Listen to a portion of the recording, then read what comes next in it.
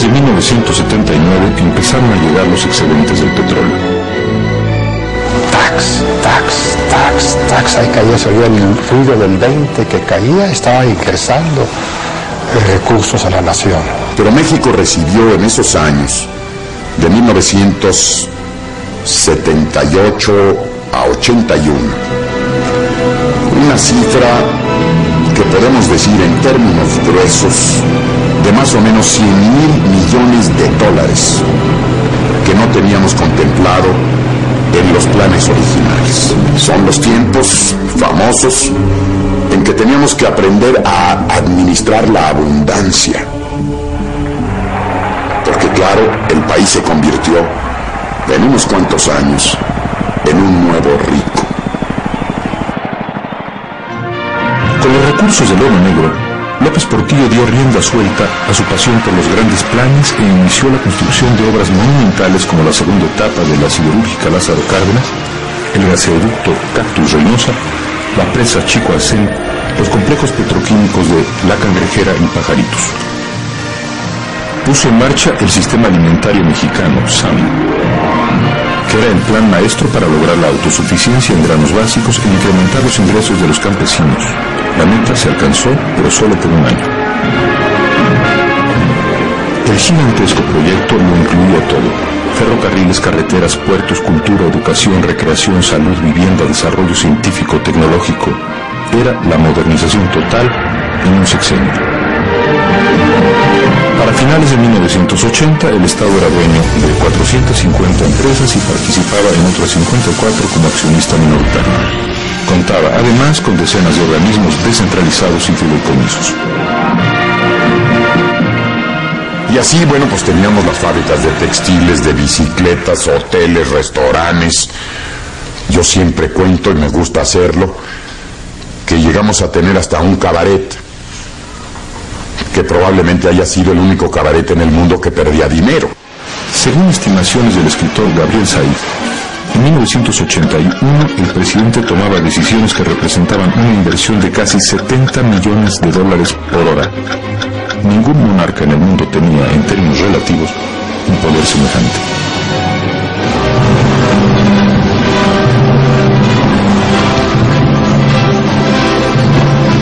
Una suerte de faraonismo petrolero cundió también en el sector privado.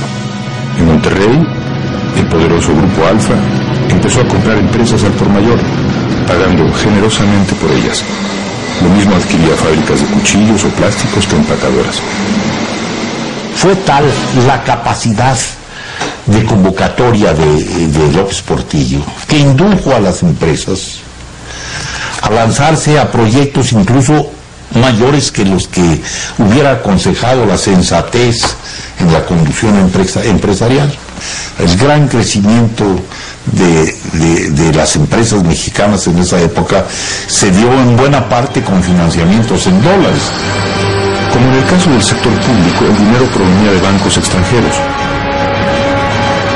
En conjunto, los sectores público y privado contrataron deuda externa por un total de 51.788.5 millones de dólares entre 1977 y 1982.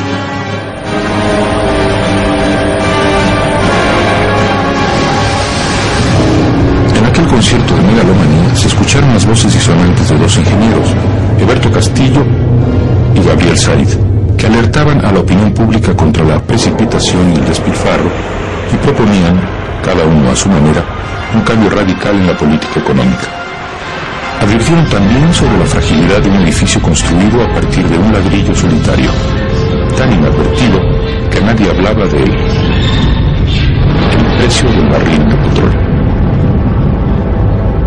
Como presidente, López Portillo apostó el desarrollo de México al boom petrolero y eligió financiarse con deuda externa. De pronto, a finales de 1980, llegaron malas noticias.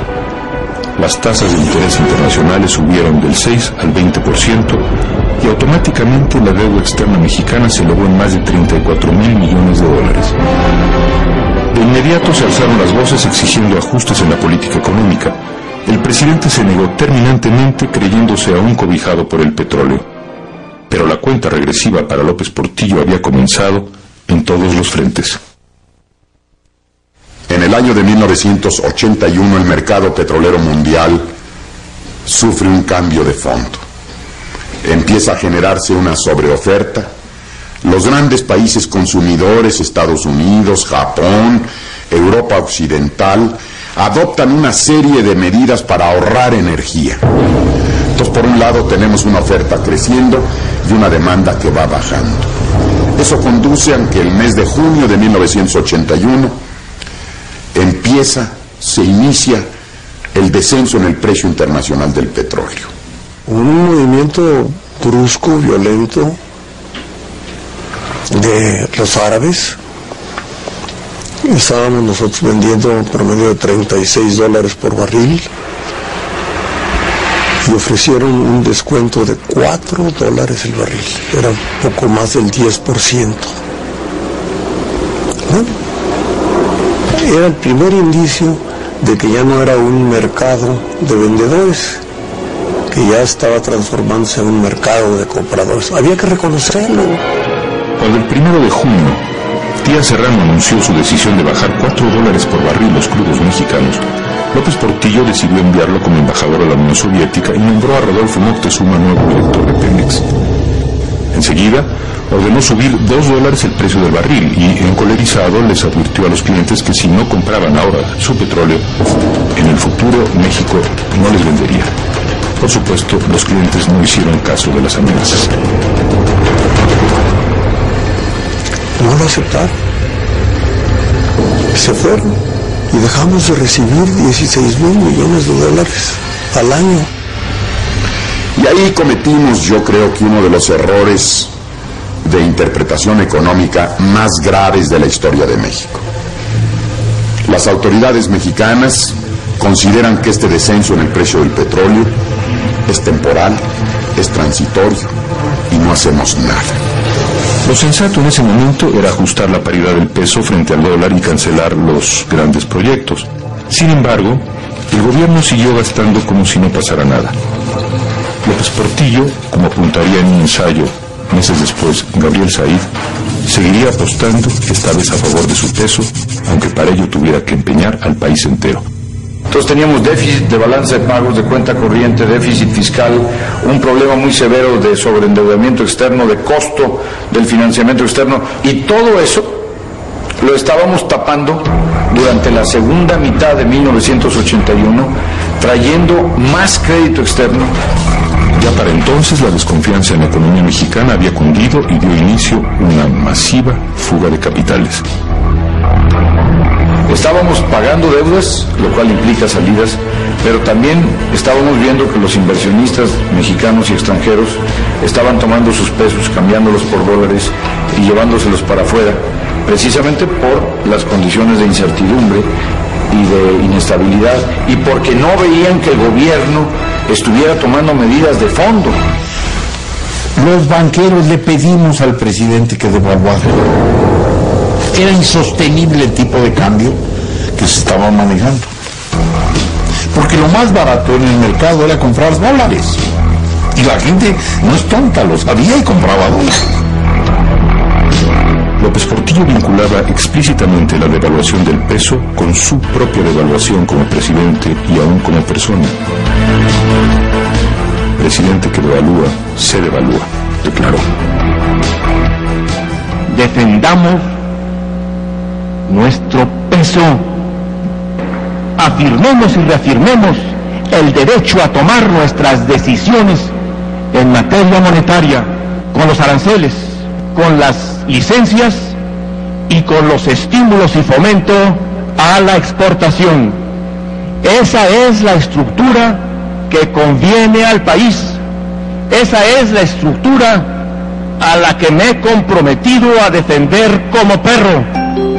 La frase no hizo más que alimentar la desconfianza de los llamados sacadólares, que no hicieron caso de la prédica del presidente y siguieron comprando divisas. Y en esos meses sufrimos una salida de capitales enorme. No recuerdo muy bien las cifras, pero si digo más de $20,000 millones, que creo que no estoy exagerando demasiado.